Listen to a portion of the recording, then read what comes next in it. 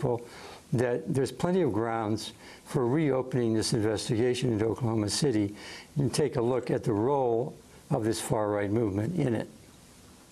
And then the case that got some attention, Daniel Cowart, one of the two men arrested Friday. I'm looking at the Southern Poverty Law Center, member of the racist skinhead group Supreme White Alliance, SWA. They had these plans supposedly to kill, as we said, 102 African Americans, beheading 14 of them, then heading on to Barack Obama. The SWA Ning's site also carries a page, this is according to the Southern Poverty Law Center, that lists as a friend Stephen Edwards, the current president of SWA. Edwards is the son of Ron Edwards, who's the imperial wizard or national leader of the Imperial Clans of America, IKA, based in Kentucky.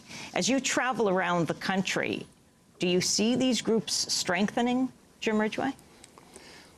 Well, I don't think you see the group so much strengthening, but what has happened is that racism in general, racial comments, have come to the surface much more, in greater numbers and more openly because of the Obama candidacy. And you hear all sorts of racial slurs all over the place.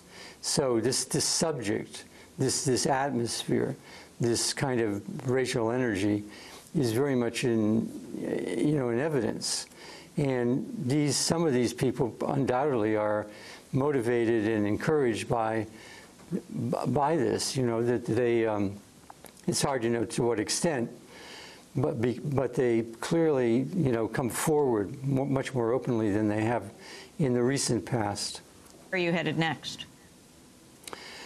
We're headed to Pittsburgh. We're in Cleveland right now, and we're going to Pittsburgh, and then we'll arrive in Washington for Election Day. And this is a project of the Guardian Films, which is part of the Guardian newspaper.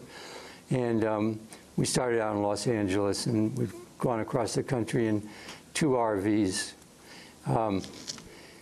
putting out stuff every day. We'll link to your website at ours at Democracy Now! Jim Ridgeway, investigative reporter and senior Washington correspondent for Mother Jones, the special series on the road to the White House for The Guardian.